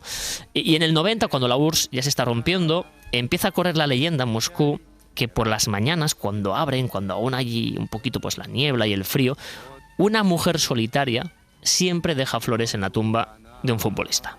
Lo hacen una hora para que nadie la pueda reconocer, la pueda ver, pero cada vez más gente dice, yo la he visto a esa mujer dejando flores, y esa mujer será clave en la caída en los infiernos de nuestro protagonista. ¿De quién estamos hablando? Eduard Streltsov, el Pelé ruso. Суперзвезда советского футбола Эдуард Стрельцов. Стрельцов передачу делает на Бышевца, но не точно. Этот мяч. El Pelé ruso. Y claro, en los años 50, 60, que te comparase con Pelé, pues nos da una dimensión del talento de Streltsov. Cuéntanos un poco de él, Tony. Quizás el jugador ruso más talentoso, para muchos el mejor a nivel de talento individual, un futbolista destinado a ser de los mejores de la historia fuera de la Unión Soviética, pero que no pudo llegar a jugar mundiales, no pudo llegar a brillar a nivel internacional porque le pasó una historia que fascina, que genera debates aún hoy en Rusia. Aún hoy los rusos hablan sobre lo que le pasó porque básicamente fue condenado y lo enviaron al Gulag en el momento en que estaba brillando más como futbolista. Hay que imaginar lo que significó, ¿no? Entonces, la historia es tan fascinante que incluso uno de los mejores periodistas deportivos ingleses, Jonathan Wilson, ha publicado un libro, una biografía que ha trabajado sobre Streltsov, y que además acabamos de publicar en español en la revista Panenka, y el mismo Jonathan Wilson nos contará un poquito quién era Streltsov. What you had was this beautiful, young, creative. Lo que tenías era esta estrella, joven, bello, creativo, atractivo, vibrante, esta celebrity, esta gran fuerza de la naturaleza que estaba siendo reprimida por el Estado. El atractivo simbólico de eso es evidente. Quieres creer, de ahí el gran genio ruso, el gran espíritu de la nación aplastado por la ideología. Pero eso, claro, no es aplicable a todo el mundo, y creo que incluso a la gente a la que le gustaba sentir eso no se lo terminaba de creer del todo, y había una especie de ceguera voluntaria. Pero si crees de verdad que es inocente, entonces qué maravilla, es un mártir y regresa, sale del Gulag y gana 2 veces el premio a futbolista del año y tiene éxito como jugador. Tal vez no tanto éxito como hubiera tenido, pero puedes entender cómo la gente se aferraba a eso en la era soviética. Imaginen, estamos hablando del quizá mejor jugador de una generación que acaba en la cárcel. Sería, Tony, como si le hubiera sucedido a Messi, a Cristiano, a Lamine ahora. Sí. Para los soviéticos de la época, sí. Sobre todo incluso que le sucediese a Lamin, ¿no? Porque tenía como chico de origen humilde, brillante, un punto individualista en su estilo, que se convierte en un icono generacional, porque era muy guapo. Y además el talento, él rápidamente, a la que tiene esos los primeros sueldos, empieza a intentar comprar ropa más elegante, a peinarse de una forma muy moderna para ser soviético, esos peinados que a las autoridades no les gustaba. Él intentaba pues vivir la vida y también tuvo mucho éxito entre las chicas. Vamos a poner en contexto, ¿quién era Streltsov? Era hijo de un tiempo durísimo. El padre es de esos que se va a la guerra a luchar y no vuelve. En este caso, él sí que sobrevivió, pero directamente el final de la guerra lo pilla en Kiev y se queda ahí. Ya no vuelve a Moscú, se olvida que tiene un hijo, se olvida que tiene una mujer y monta una nueva vida ahí en Kiev, ¿no? Entonces deja a la madre sola, la madre trabajando en fábricas, haciendo trabajos para tirar a toda la familia hacia adelante, porque habían otros hermanos y era una época tan dura que con 13 años él ya estaba trabajando en una fábrica. Ya no estudiaba, estaba en una fábrica, trabajando, haciendo maquinaria pesante.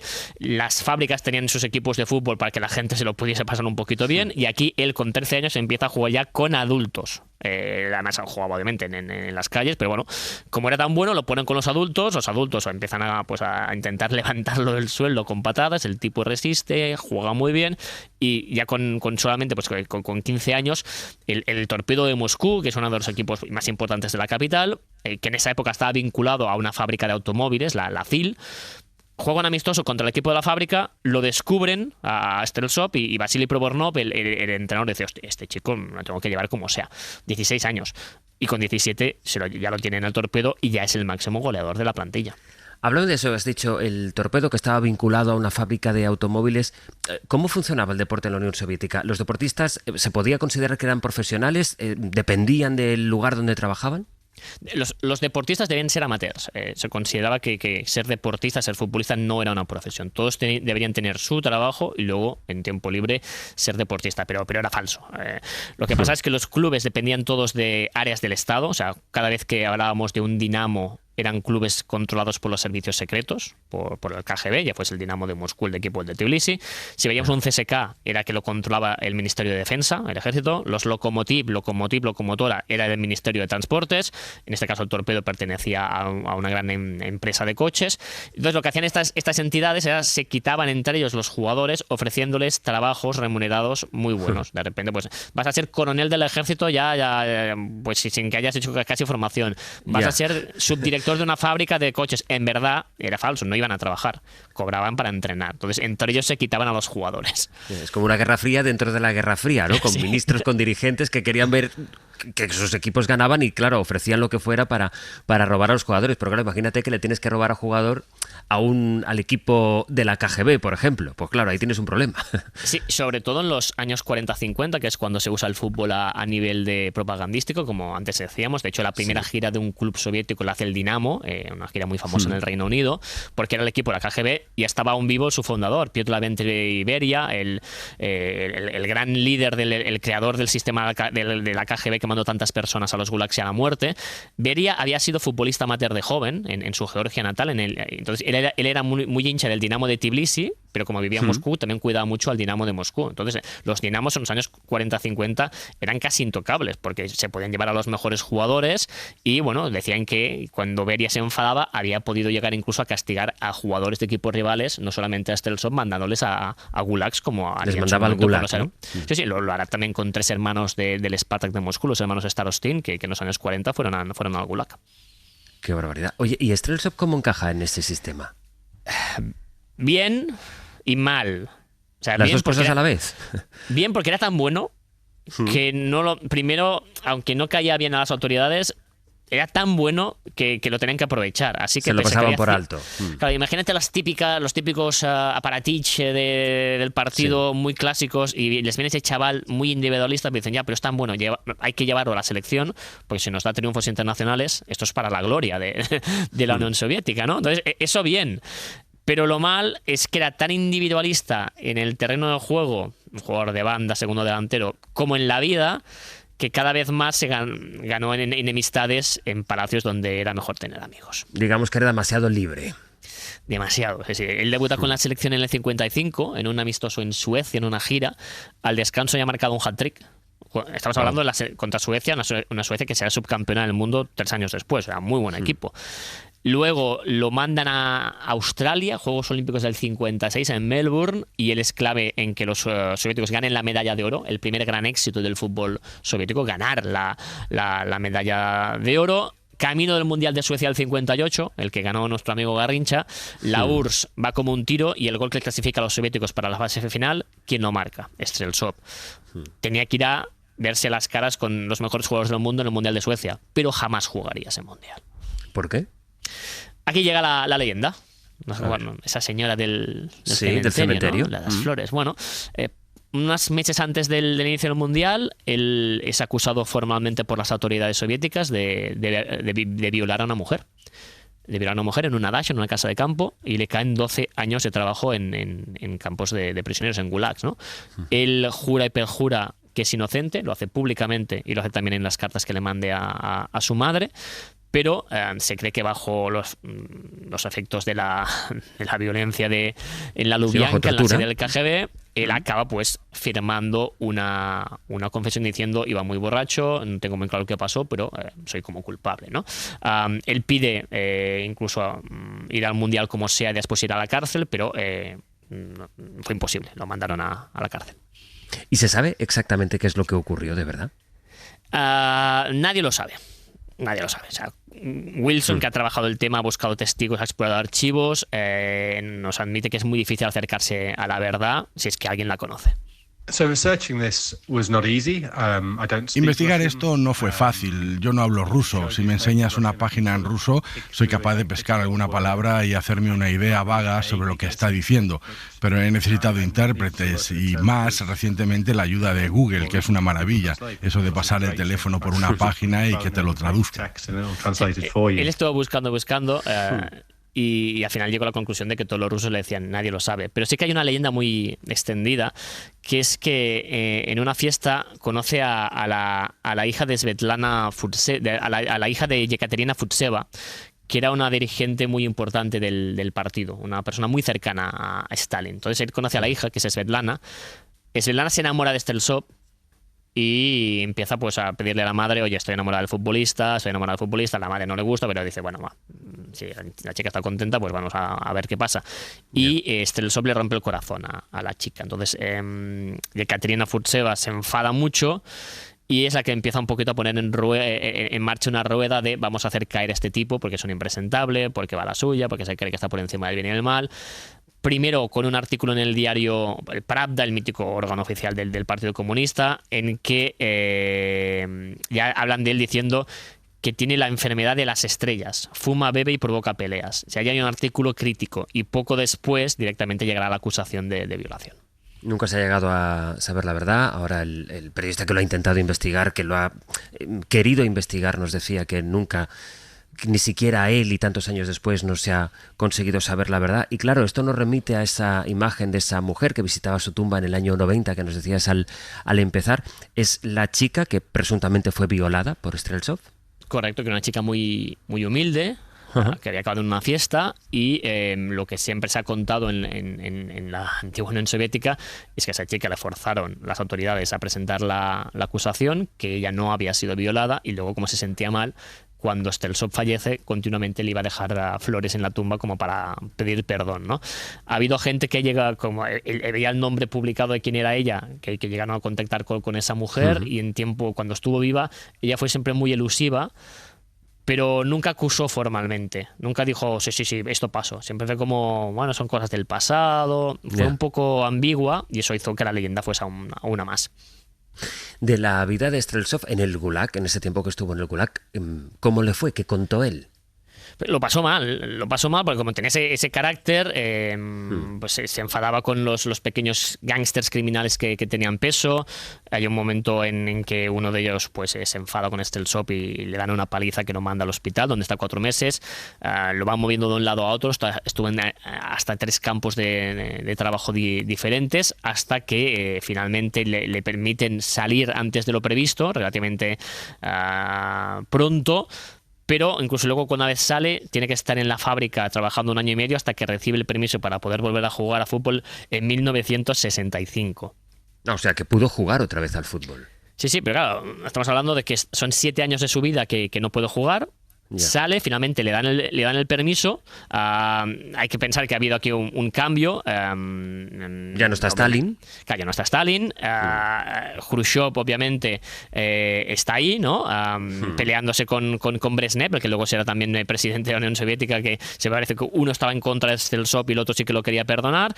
Hay un poquito ahí pues de debate. Finalmente le dan el permiso para volver a jugar y nada más volver. El Torpedo ya gana la Liga, solamente su segunda Liga, no era un club muy ganador, pero gana la Liga, y en el 68 Streltsov acaba como máximo goleador de la competición y lo eligen mejor futbolista del país, pese a que está más lento, porque obviamente ha perdido forma, pero tenía tanto talento que solamente 3 años después de salir del Gulag es el máximo goleador de la Liga. Y además sale sin tener ese perfil de vida ordenada que sigue esperando el régimen, por mucho que sea otra persona quien está al frente de la Unión Soviética, pero el modelo es el que es y él sigue sin encajar en eso.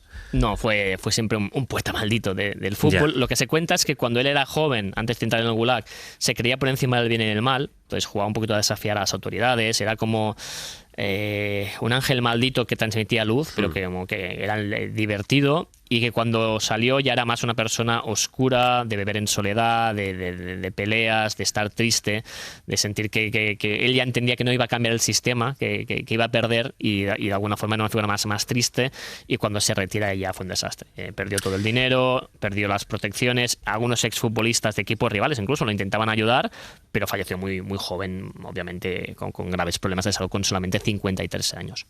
Streltsov, hoy en Nuestros Futbolistas Malditos, que cada lunes repasamos aquí en Hoy por Hoy, en este verano junto a Tony Padilla. Hasta aquí la historia y ahora el reto. ¿Estás preparado? Porque la semana pasada te pillé un poco a contrapié, ¿eh? Sí, estoy preparado. Entrenamiento mental. Esta mañana me he levantado, he hecho un poquito de tai chi, de yoga. Vengo ya con paz La semana interior. pasada, Padilla, apelamos a sus conocimientos futbolísticos, históricos, bueno, todo lo que quieran, para que al final todo eso acabe en una pregunta de aquellas que él siempre nos diría, no, pero esto tiene muchos matices. Bueno, aquí justo queremos que no haya ningún matiz. La semana pasada creo que escogiste el Barça-Madrid como el mejor clásico, ¿no? No, Argentina-Brasil. Argentina-Brasil, es verdad, sí. Bueno, esta mañana vamos a interrogar a Padilla para conocer quién es desde su punto de vista el jugador más carismático de la historia del fútbol. Carismático. No quién es el mejor, Tony. Vale. No quién es el más resolutivo, el más famoso. Buscamos el más carismático, el que dentro del campo tenía eso que se llama aura. Vale. ¿Preparado? Listo.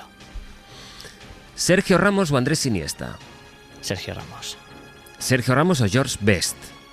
George Best. ¿George Best o Eric Cantona? Eric the King Cantona. Eric Cantona. ¿Cantona o Di Stéfano? Cantona. ¿Cantona o Beckenbauer? Cantona. Vale. Vamos a ver si somos tan valientes. ¿Eric Cantona o Johan Cruyff? Sabía que iba a doler. No hablamos de talento, hablamos de carisma. El más carismático dentro del campo. ¿Johan Cruyff o Paolo Maldini? Cruyff. ¿Cruyff o Totti? Uy, ahí me tocas. No me hagas esto. Claro que te lo estoy haciendo. Y peor que te lo voy a poner. Cruyff. ¿Cruyff o Daniel Pasarela? Cruyff. ¿Cruyff o Cristiano Ronaldo? Cruyff. He notado unos segundillos de duda, ¿eh? ¿Cruyff o Lionel Messi? Hablamos de carisma. Carisma dentro del campo, el que tiene más aura. Johan Cruyff. ¿Johan Cruyff o Michel Platini? Johan Cruyff. Voy con los dos últimos. Vale. Que ya sabes quiénes son. Sí, ¿no? ¿Johan Cruyff o Diego Armando Maradona? El Diego. Vale. Llegados a este punto, Tony Padilla. ¿Diego Armando Maradona o Pelé? No pregunto por el mejor. El Diegote, el Pelusa, barrilete cósmico de qué planeta viniste. Diego Armando Maradona. Diego, estás tirando mucho a Argentina, porque la semana pasada Argentina-Brasil y hoy Diego Armando Maradona. A ver la semana que viene. Es que es una tierra bendita a nivel de fútbol. Si aquí, que aquí la clave es que no des ni una sola explicación para que la gente te pueda criticar con argumentos. Adiós, bueno, Padilla. Hasta luego. This night going too good. Don't fall for the games. Plantéatelo así. aprovechar lo que pase de largo depende en parte de ti. Dale al día libre la experiencia para comenzar y recíbelo como si fuera fiesta de guardar. No consientas que ¿Esto es porque hoy ha sido un buen día o no está siendo un buen día? ¿Qué ha pasado? Espera, estoy contestando a gestiones. No, nada, no te importa. Nada, estoy en salte antena. del estudio, ¿Quieres no que te suba preocupes, la- Sergio. Te llamo ahora. ¿Se puede subir un poquito de canción? Sí, y subimos acabo un de poquito la rematar canción, a ver, que está respondiendo Madre mía. Pero ¿y cómo sé yo que es de trabajo ese mensaje? Hombre, sí. Es mentira, está Ay, Dios contestando mío. a sus amigos. No, te llamo en un rato, estoy en antena. Bueno, sí. Uy, estás- qué importante. Uy, el único que gestiona cosas. Uno tiene sus fuentes, qué es? naturalmente. ¿Esto qué es? ¿Yo sueno bien? Ah, sí.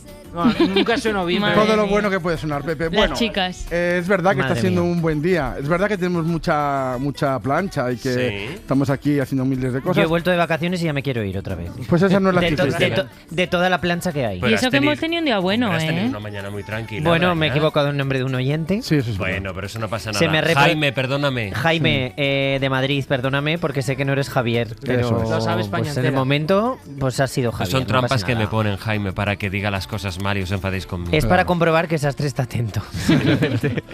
Pues está siendo en general un buen día, pero tampoco sabemos lo que puede pasar a partir de ahora. Pero eso, la vida es la eso. vida, es la Venimos vida. a sorprendernos. Y es la vida, y hablábamos en redacción de las pequeñas cosas, imprevistos que te modifican un poco el día. Es verdad que no son graves, pero un poco te desvían de lo que tenías previsto. Yo, por ejemplo, ayer quería ir a la piscina. Entonces me lié porque me tienes a mil cosas y francamente... ¿Que te tengo yo? Sí. Pero si ayer no te moleste en Sí, absoluto. Jaime de Madrid, sí. No.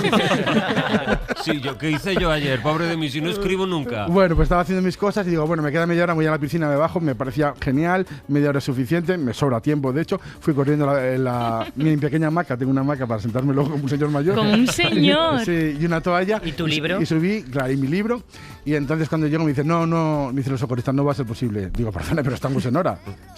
Claro. Sí, pero ha habido un pequeño imprevisto. Y un niño se ha hecho caca en el agua. Oh. Y dije, adelante con la operación. La operación chapapote. Lo primero es lo primero. Pero es que hay veces que con esto tienen que cerrar incluso varios días las piscinas. Claro, entonces le dije, la operación Joder.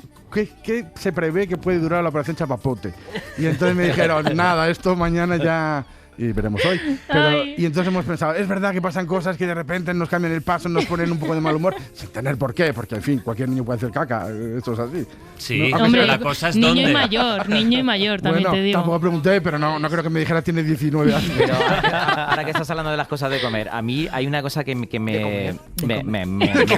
Yo no me voy a Perdona, pero tus gustos. No nos vamos a meter con lo que tú comes, Era un Pascual. giro de guión, era Ay, un qué giro de vergüenza. guión. Pero muy giro, ¿eh? Muy giro. Muy giro Mira, y muy yo tour. He de decir una cosa, cuando llegan los compañeros que están en prácticas y demás, yo siempre les digo, no tengáis esta obsesión que a veces hay en los guiones de hilar los temas, de siempre que parece que en la radio un tema nos tiene que llevar a otro. Es decir, Pascual, Pero, no hiles, Pascual, no hiles. ¿cómo No, has pero- llevado esto de... ¿Por qué Sergio ha hablado de la caca de un niño y Y tú yo de has la caca dicho con las cosas de con comer. las Sí, cosas porque del mira, comer? una cosa que es ¿Cuál se refería a comer niño? Una cosa que es vamos a decirlo con sus letras, es una mierda para mí, es que a veces se me queda entre las muelas Toma ya. un trocito de un paluego, vamos, un trocito de carne o algo de eso. Pero, Pascual, y cuando no ¿puedes? tienes a mano, pero cuando no tienes a mano un hilo dental, no tienes un palillo, no tienes un, o sea, eso a mí me fastidia todo el día. Claro, O sea, yo esto no puedo tiene estar un aquí, hilo, claro. esto tiene un hilo, parece que no Dental. parece que, Otro que es hilo, que, claro. que, Un es hilo que dental. Pascual se ha soltado y ha dicho lo primero que le ha venido. Es que hoy hemos estado hablando de las cosas que nos fastidian el día. Claro, Y Pascual son a pequeñas lo que se cosas. refería es que los paluegos le fastidian el día. Sí, Bueno, a mí se me es queda, una forma de me duele verlo. bastante, pero bueno. Menos mal que está Tere para traducir. traducir lo que Pascual. No, pero quiere decir. Español, ¿Y Pascual, qué Pascual, lo español. querías seguir tú? ¿A ti qué es lo que te pasa, Tere? A mí lo que me pasa es que es una cosa muy de chica moderna. A mí lo que me pasa es que A ver, mí Dice ella de sí misma. Atención, España. digo yo de mí A mí la misma. modestia me molesta. A mí lo que pasa es que yo bebo leche de avena, como bien sabéis. Moderna. Y a mí me fastidia el día que no pueda beber mi leche de avena con el ¿Ves? café y tenga que tomar leche normal. Es una tontería, pero me pone de muy mala leche. Ahora lo que molaría es que Nunca alguien mejor dicho. retomara la historia también con lo de la leche. Yo, Sí. yo lo que me fastidia el día, ya intento evitarlo es ponerme en el contorno de ojo crema, pues antiarrugas. Bueno. O puede ser ahora que moderno estamos en verano, pues para el sol. Te pone de mala leche. ¿Pero te pones? No, porque crema porque en verano se cuela hacia el ojo. Se cuela hacia el ojo. Hombre, del y como sudor. te entre Depende de crema, cómo te la pongas la crema. como te entre una crema de contorno de ojo en el ojo. Pero el contorno de ojos es el antiarrugas, el antiojeras. Pero hidratante. Pero o- con color. O la hidratante, o puede ser la crema para el sol, ¿no? Pero, para pero protección solar. la crema antiarrugas con color o sin color.